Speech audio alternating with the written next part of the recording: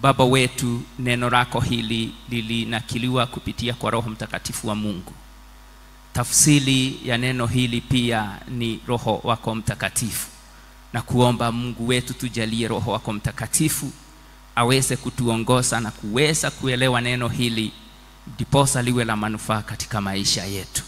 Tuongoze Mungu wetu, nitumie kama chombo chako kulete ujumbe huu kwa watu wako Mungu wetu, ukiwarisha Mungu wetu nami unilishe, na zote Mungu wetu tutoke hapa watu wamebarikiwa na wewe. Katika jina kuu la Yesu aliye Bwana na mkombozi wetu tumeomba. Amen. Kwa hivyo mstari ule wa 10 ni kwa sababu tulisoma mpaka mstari wa 9. Tunaona malaika wa Bwana akamwambia, hakika nitauzidisha uzao wako, wala hautahesabika kwa jinsi utakavyokuwa mwingi. Watu wa Mungu, Mungu wetu ni Mungu wa ongezeko. Ni Mungu angetaka tukiongezeka. Mungu wetu si furaha yake wakati tumepungukiwa na mambo. Mungu wetu ni Mungu wa ongezeko. Anamwambia Hajili atamzidisha, hataishi akiwa peke yake. Atamzidisha, atakuwa na watu wengi, na ikawa ni hivyo. Hajili aliongezewa watu wa Mungu, akawa kutoka kwake kukatoka mataifa 12 yalitoka ndani ya Hajili. Mataifa 12 yalitoka kwa Hajili. Ukisoma kitabu cha Mwanzo 17 mstari wa 20, utaona vile Mungu wetu alimzidisha Hajili. Na wale watu wanaitwa Arabs, mataifa yale yote wametokana na Hajili. Akamzidisha sana, akamuongeza sana, wakawa watu wengi sana. Mstari wa 11 unasema nini? Ya kwamba malaika wa Bwana akamwambia, tazama wewe una mimba, utazaa mwana wa kiume, nawe utamuita jina lake Ishmael. Mtu wa Mungu, malaika wa Bwana amekutana na Hajili, na hawakuwa amekutana beleni. Na malaika huyu hatujui kama alikuwa amesikia, kama anaelewa story hii yote, lakini anamwambia, tazama wewe una mimba, utazaa mwana wa kiume. Mstari wa 8 tukirudi nyuma kidogo, akamwambia Hajili, wewe mjakazi wa Sarai, unatoka wapi nawe unakwenda wapi? Jambo la muhimu sana hapa kujua, na nimewaambia tutajifunza mambo matatu kuhusu Mungu wetu, ni ya kwamba Mungu wetu anatujua na anajua hali zetu zote.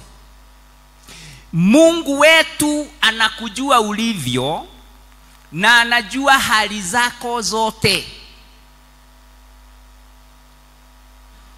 Hapo wanakutana tu na anamwambia, anampatia profile yake yote. Mungu wetu anajua profile yako yote. Hahitaji kwenda kuulizia, kufanya upelelezi pahali. Hapana, anakujua, anajua na majina yako, anajua hali zako zote. Na watu wa Mungu, ni vyema kujua Mungu wetu anatujua.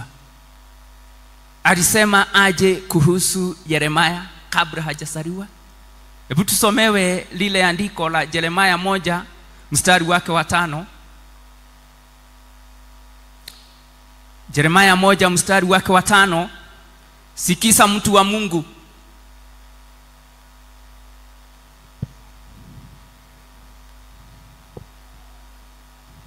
Yeremia 1 mstari wake wa 5. Kabla sijakuumba katika tumbo nalikujua, na kabla hujatoka tumboni nalikutakasa, nimekuweka kuwa nabii wa mataifa. Asante sana. Kabla hata hatujazaliwa, Mungu wetu alikuwa anatujua, na Mungu wetu alikuwa anajua profile ya maisha yetu yote.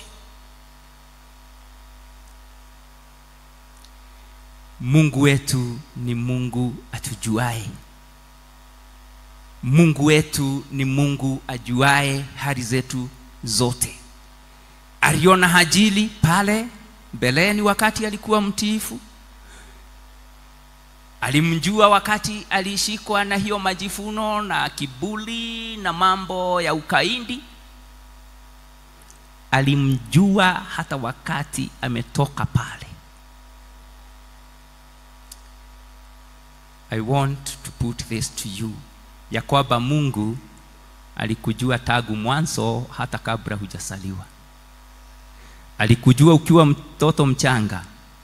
Anakujua hali zako zote na profile yote ako naye. Hatima yako iko mikononi mwake. Alimwambia Hajiri mstari huo wa 12, akamwambia naye atakuwa, mstari ule wa 1, utamuita jina lake Ishmaeli, maana Bwana amesikia kilio cha mateso yako. Naye atakuwa kama punda mwitu kati ya watu, mkono wake utakuwa juu ya watu wote, na mkono wa watu wote utakuwa juu yake, naye atakaa mbele yao ndugu zake wote. Tazama, mtu wa Mungu anasema maneno ya Ishmaeli kabla hajasaliwa, na anasema hata atakuwa mtu wa aina gani. Kama vile tu alisema Yeremia alimtakasa akiwa bado hajasaliwa, na akasema na atakuwa nabii mkuu kule Israeli, na hapa pia anasema hivyo kuhusu Ishmaeli. Kwa hivyo watu wa Mungu, sijui kwa nini tujisumbue na mambo mengi. Tujipeane tu mikononi mwa Mungu, afanye na sisi vile makusudi yake maishani mwetu ilivyo. Anatujua vile. Na Biblia mahali ingine katika Isaia 49 verse number 16 anasema ametuchora katika. Hebu baba Joba tusomee Isaia 49 verse number 16. Tazama, nimekuchora katika vitanga vya mikono yangu, kuta zako ziko mbele zangu daima. Exactly. Ziko mbele zake daima. Kwa hivyo hana archives ati pahali anaweka majina na hapo ati anaenda kutafutilia yako hapa. Anakujua hivyo. Unajua nilishagaa kule Kinangop wakati mmoja, na tulishare hii maneno na wale tunasoma naye wakati wa katikati ya wiki. Mama mmoja akaishi miaka mingi. Kulingana na yeye aliishi miaka mingi kwa sababu alikuwa amefikisha 120. Kila wakati akisikia mtu fulani amekufa mchaga kumliko, anasema ukiona hata huyo amekufa na mimi niko hapa naendelea, ni kumaanisha Mungu alisahau pahali aliweka jina langu. Na naamini hivyo. Mungu wetu anatujua na majina yetu ameyachora katika viganja vyake, na Mungu wetu hawezi sahau na sisi. Hata ukiishi miaka gapi, usifikiri ati amesahau na wewe. Anakujua vile ulivyo na miaka yako ya kuishi. Anajua yote. Anatujua na hali zetu. Na jambo hili lifikie Wakamunyaka anaitwa Kamunyaka, mama yetu. Japo hili limfikie ya kwamba Mungu wetu anatujua hivyo, hata akiseeka anajua tu. Mungu wetu ni Mungu ajuae mambo yote yetu kwa ukamilifu wote.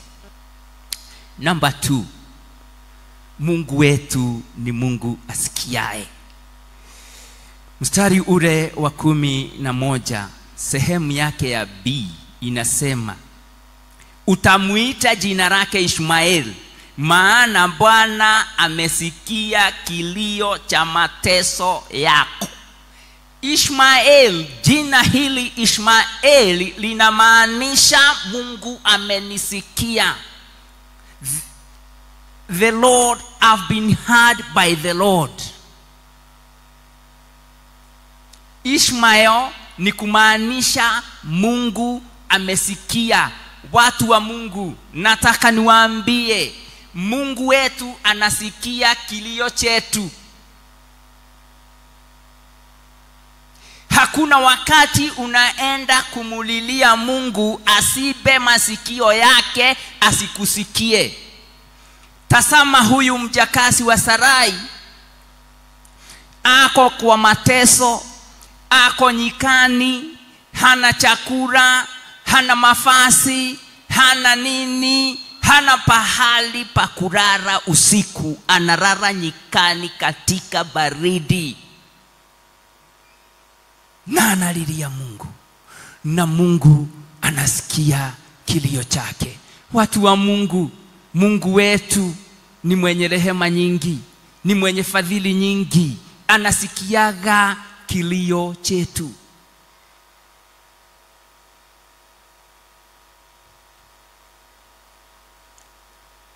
Alisikia kilio cha Hajiri hapo, na mtoto ako ndani yake, hata hajasaliwa. Miaka 13 baadaye anafukuzwa pale. Sasa ni kufukuzwa, anafukuzwa na Abraham aondoke pale kwa ajili ya Isaka amesaliwa. Wamama, Mungu wetu atuonee huruma, kwa sababu wakati sasa Sarai alimchukua mimba akazaa Isaka, hangetaka kuona yule kijana pale tena, na wakafukuzwa na wakaedwa waende kule nyikani. Tunaona Mungu akisikia kilio cha Ishmaeli akilia kwa ajili ya kukosa maji.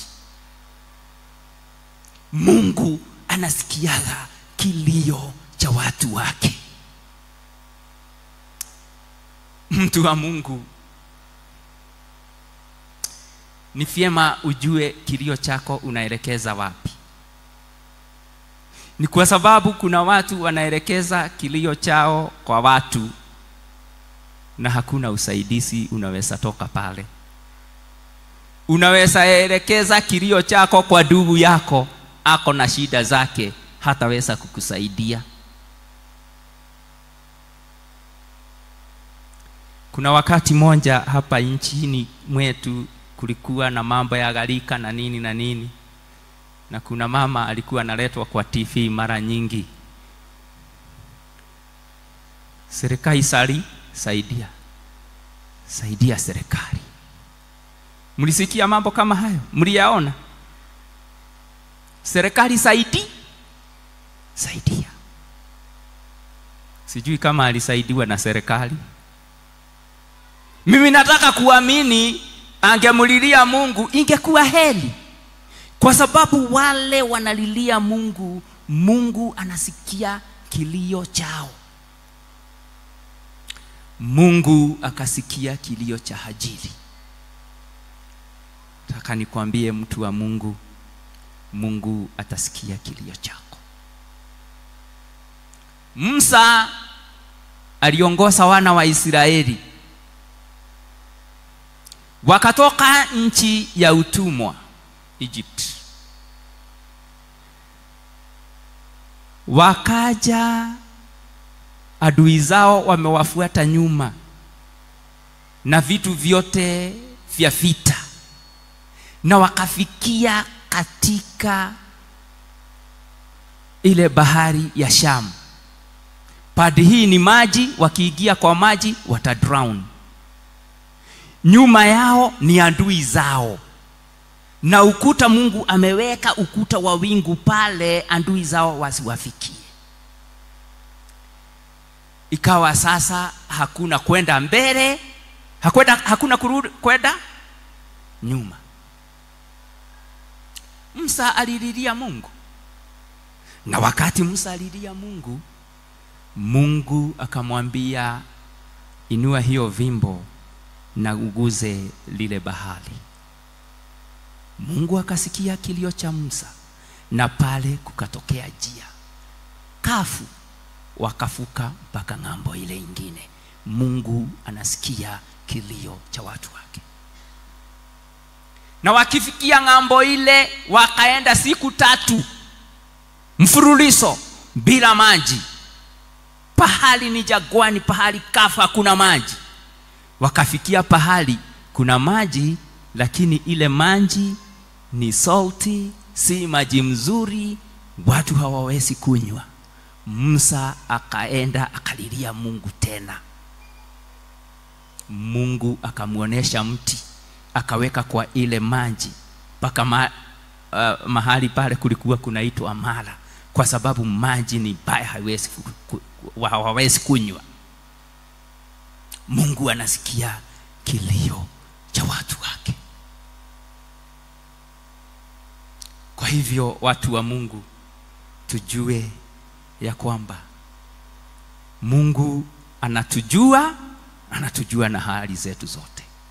Namba 2, Mungu wetu anasikia kilio chetu. Wakati wowote sikia kilio cha wale walikuwa mbele zetu, mababa zetu wa imani. Hebu tusomewe hiyo Psalm chapter number 40 verse number 1. Daudi alilia Mungu. Zaburi 40 mstari wake wa kwanza. Nalimngoja Bwana kwa saburi, akaniinamia, akakisikia kilio changu. Very well.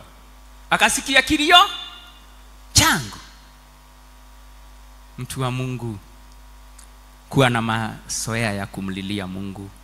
Atasikia kilio chako, atakufusha kutoka kwa shida na kukubariki. Number 3 ni ya kwamba Mungu wetu ni Mungu aonaye. Hello? Mungu wetu ni Mungu aonaye. Mambo 3 peleka nyumbani leo, ya kwamba Mungu wetu ni Mungu ajuae, Mungu wetu ni Mungu asikiae, Mungu wetu ni Mungu aonaye. Akamuona Hajiri.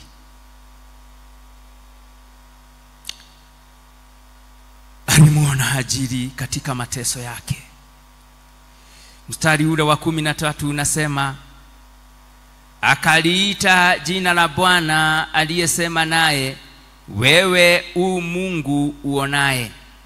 Kwani alisema, hata hapa nimemuona yeye anionaye. Hajiri akakutana na Mungu, akamwita Mungu ambaye anaona. Na kwa Kiebrania jina lile ni Eliloi, Mungu aonaye.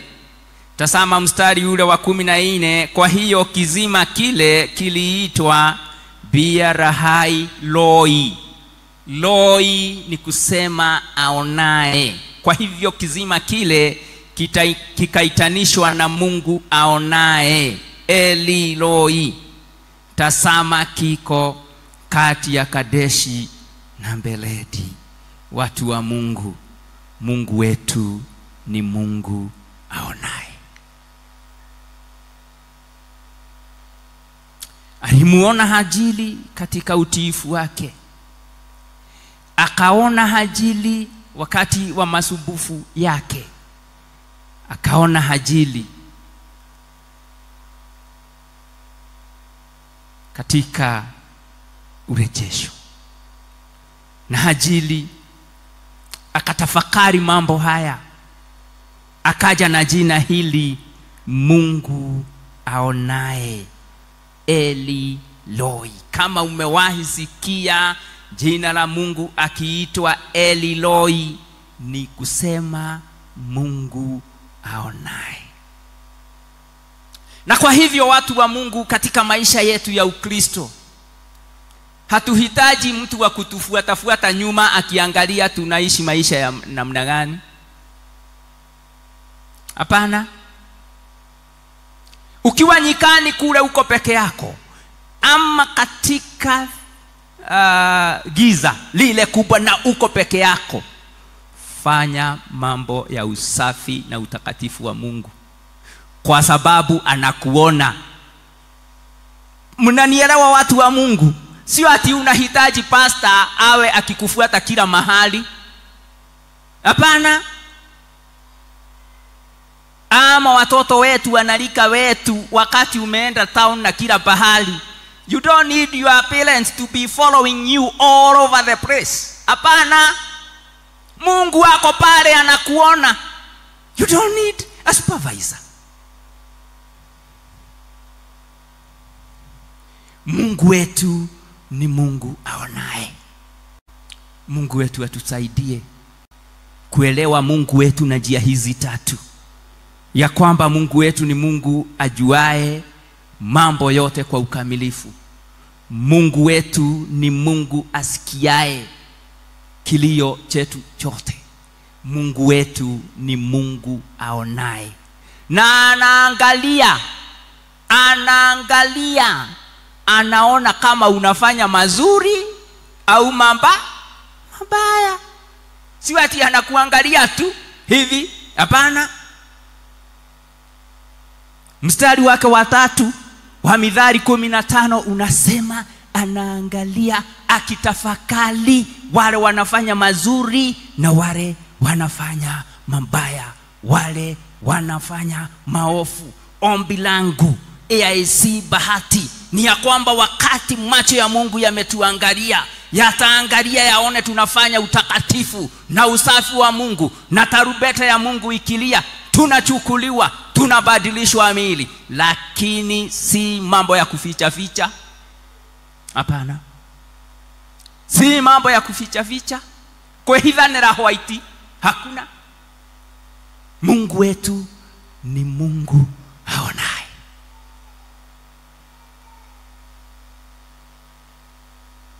Unajua, wakati Yesu alikuwa anaanza kuita wanafunzi wake, akamuita Filipo. Naye Filipo, wakati aliona kweli huyu ni mwana wa Mungu, huyu ni yule ambaye tumesoma kutoka kwa manabii na kutoka kwa sheria, akaona kabisa ni Yesu, akaenda akashare the same na mtu alikuwa anaitwa Nathaniel au Bartholomew. Nathaniel, Bartholomew, jina hilo ni jina moja. Unajua Bartholomew alimuuliza Philip namna gani? Ni kwa sababu Philip alikuja akamwambia, huyo ni Yesu, yule kijana wa Yusufu Selemara.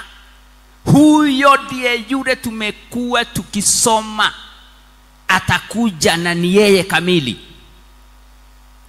Bartholomew alimuuliza, wewe Philip, ni nini nzuri inaweza toka Nazareth? Hebu tusomewe hilo andiko katika Yohana 1 mstari wake wa 48. Yohana 1 mstari wake 48. Nathanieli akamwambia, umepataje kunitambua? Yesu akajibu akamwambia, kabla Filipo hajakuita, ulipokuwapo chini ya mti nilikuona. Mungu wetu atukuzwe sana.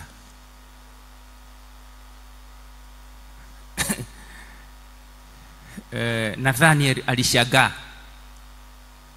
kwa sababu Yesu hakuwa karibu, lakini alimwambia wazi wazi ya kwamba wakati ulipewa hiyo ripoti, pahali ulikuwa umelala chini ya nilikuwa already nimekuona. Hivyo ni kumaanisha hata kusikia, alisikia vile alirespond. Mtu wa Mungu, wakati unasema jambo, ujue Mungu wetu anasikia, ako hapo pamoja na wewe. He is omnipresent God. Ako hapo anasikia. Mungu wetu ni Mungu aonaye. Watu wa Mungu, Mungu wetu atusaidie tuyashike mambo haya na tuyasigatie ndani ya mioyo yetu, tusije tukamwasi Mungu wetu. Mungu wetu ni Mungu atujuae na hali zetu zote. Mungu wetu ni Mungu asikiae kilio chetu. Mungu wetu ni Mungu aonaye. Hutahitaji mtu wa kukufuata, hapana. Macho yake yanaangalia kila mahali, yakitafakari kama tunafanya mazuri au mabaya. Tuombeni. Baba na Mungu wetu, umesema pamoja nasi. Mungu wetu, tunakuomba utusaidie tuishi maisha ya utakatifu wako, tukijua ya kwamba wewe ni Mungu ajuae mambo yote kwa ukamilifu, tukijua ya kwamba wewe ni Mungu usikiae kilio chetu, na tukijua ya kwamba wewe ni Mungu aonaye. Haya ni maombi yetu ya imani katika jina kuu la Yesu aliye Bwana na mkombozi wetu tumeomba. Amen, amen, amen.